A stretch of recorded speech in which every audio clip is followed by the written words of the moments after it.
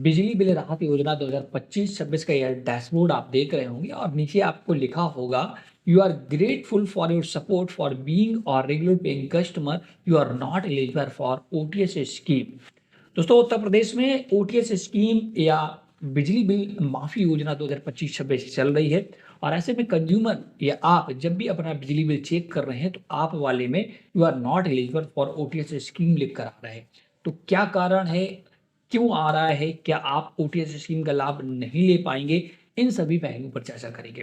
तो एक नजर डालेंगे सबसे पहले यूपीपीसीएल की ऑफिशियल वेबसाइट पर, जो जहां से आप बिजली बिल राहत योजना का पूरा डिटेल देख रहे हैं। तो जब यहाँ पर आप आते हैं इस वेबसाइट में, डायरेक्ट लिंक आपको डिस्क्रिप्शन में दे दूंगा। बिजली बिल राहत योजना 2025-26 पंजीकरण के लिए यहाँ क्लिक करें पर क्लिक करते हैं और आप अपना जो भी जिला वगैरह अपना है उसे सिलेक्ट करते हैं और अपना बिजली बिल संख्या और कैप्चा डालकर चेक एलिजिबिलिटी पर क्लिक करते हैं तो आपको ये प्रॉब्लम फेस करने को मिल रही है।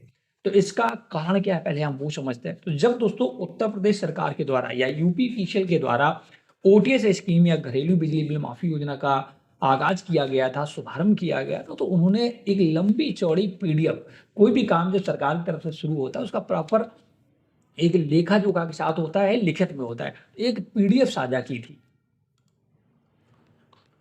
और ये दोस्तों 16 पेज की पीडीएफ है, Uttar Pradesh power corporation limited के द्वारा साझा की गई थी और विषय था बिजली बिल राहत योजना 2025-26 लागू किए जाने के संबंध में। ये 16 पेज का पीडीएफ अगर आपने नहीं पढ़ा होगा तो आपको ये समस्या आ रही होगी और आपको दिक्कतें भी आ रही होगी। इस पेज में पूरा हम डिटेल बताएंगे। अभी आपको सिर्फ नीचे आना, पहले मैं सबसे बता दूं प्रॉब्लम क्यों आ रही है आपको। योजना का प्रारंभ वगैरह, योजना की पात्रता जब हम लोग देखते हैं तो यहाँ पर ही सारे आपके जवाब छुपे हुए हैं। देखिए योजना ये केवल किन लोगों के लिए पात्र है, ये देखिएगा इसमें कौन लोग केवल आवेदन कर सकते हैं, क्योंकि अब की बार जो बिजली बिल राहत योजना शुरू की गई है ना, वो सबके लिए नहीं शुरू की गई है, कुछ चुनिंदा लोगों के लिए शुरू की गई। जैसे जो LMV 1 घरेलू अधिकतम 2 किलोवाट, यहाँ पर जो बिजली बिल कनेक्शन होता है वो अलग अलग कैटेगरी का होता है। LMV 1, LMV 2, LMV 3, वाणिज्य की बहुत सारे कैटेगरी होते हैं। तो घरेलू बिजली बिल जो होते हैं वो LMV 1 में आते हैं, ठीक है। अब LMV 1 में भी 1 किलोवाट का कोई घरेलू कनेक्शन कराता है, कोई 2 किलोवाट का, कोई 3 का, कोई 4 का, कोई 5 का, ये कैटेगरी है ना। लेकिन ये योजना जो शुरू की गई केवल 1 किलोवाट और 2 किलोवाट के घरेलू बिजली बिल उपभोक्ता ही इसका लाभ ले पाएंगे, 3 और 4 वाले या उससे अधिक वाले नहीं ले पाएंगे। अगर आपका बिजली कनेक्शन 3 या 4 किलोवाट का है तो आप इस योजना के लिए नॉट एलिजिबल हैं, सरकार ने पहले ही घोषणा कर दी है। अब बात करते हैं LMV 2 वाले की, जो वाणिज्य के हैं उनके लिए केवल 1 किलोवाट के ही जो उपभोक्ता है उनको ही इस स्कीम में शामिल किया गया है, बाद बाकी सभी को बाहर रखा गया है। तो ये प्रॉब्लम उन लोगों को फेस करने को मिल रही है कि जिनका घरेलू कनेक्शन 3 किलोवाट का है, वो भी एलिजिबिलिटी चेक कर रहे हैं तो नॉट एलिजिबल ही आएगा, है ना। और वाणिज्यिकी कनेक्शन उनका अगर 1 किलोवाट से अधिक है, वो भी चेक कर रहे हैं तो उनका भी नॉट एलिजिबल आएगा। ये 2 कंडीशन हो गई नॉट एलिजिबल होने की। अब एक और कंडीशन यहाँ पर बहुत ही प्रॉपर तरीके से सरकार ने बताई, देखिएगा। जिनके एक कंडीशन ये, नेवर पेड उपभोक्ताओं से अभिप्राय ऐसे उपभोक्ता है जिन्होंने कभी भी विद्युत बिल का भुगतान ना किया हो एवं संयोजन तिथि 31/3/2025 अथवा इससे पूर्व की हो।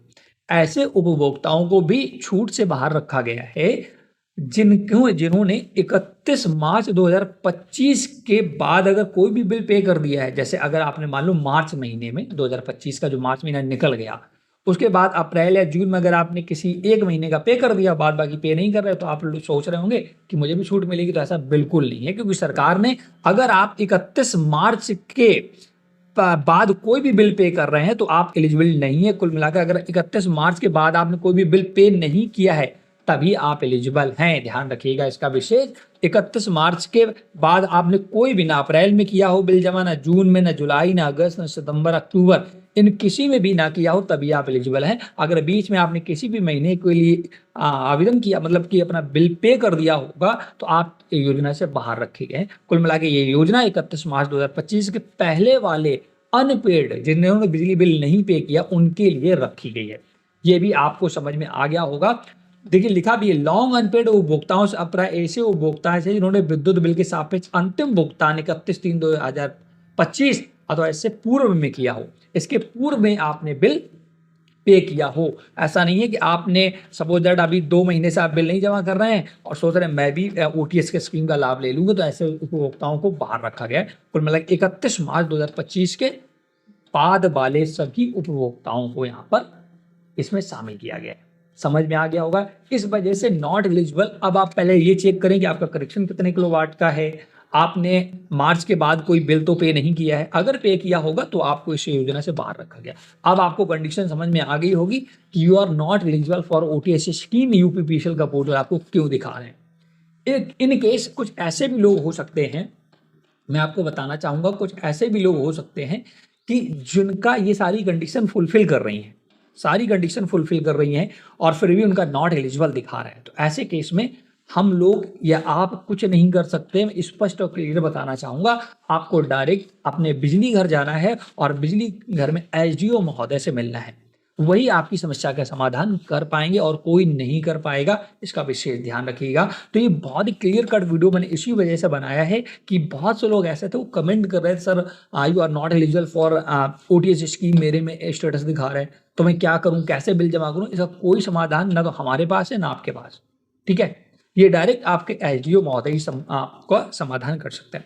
एक कंडीशन और बन रही है, काफी लोगों ने पिछली बार 2024 की जब ओटीएस आई थी, ओटीएस स्कीम आई थी, उसमें काफी लोग रजिस्ट्रेशन किया, फिर किसी कारण बस वो मतलब कि अपना बिजली का बिल या किस्तें नहीं जमा कर पाए, तो वो भी डिफॉल्टर की कैटेगरी में आ गए हैं। उनका भी हो सकता है यहाँ नॉट एलिजिबल दिखा रहा हो, तो आप भी एसडीओ महोदय से संपर्क करें। आशा करता हूँ कि इस वीडियो में आपको सारे क्वेश्चन के जवाब मिल गए होंगे। ए टू जेड इस पीडीएफ को आप एक बार पढ़ लें, सारे और भी आपके जवाब मिल जाएंगे। और इस वीडियो में इतना ही। और डिटेल अगर आप ओटीएस स्कीम के विषय में जानना चाहते हैं तो मैंने एक प्रॉपर पोस्ट लिखा है, 100% बिजली बिल माफी ओटीएस रजिस्ट्रेशन। इसको एक बार पढ़ लें, इसका लिंक मैं डिस्क्रिप्शन में दे दूंगा। आपके सारे कंफ्यूजन दूर हो जाएंगे। और कितना बिजली बिल माफ वगैरह हो रहा वो तो मैंने आपको देखना पहले ही सिखा दिया था, आप उसे देख लें। और अगर आप ओटीएस रजिस्ट्रेशन का लाभ नहीं ले रहे तो जरूर ले लें 31 दिसंबर 2025 के पहले, जिसमें सबसे ज्यादा लाभ मिलना है। इस वीडियो को यहीं विराम देंगे। वीडियो को लाइक जरूर करें, शेयर करें। चैनल सब्सक्राइब नहीं किया है तो जरूर कर लें। Thanks for watching.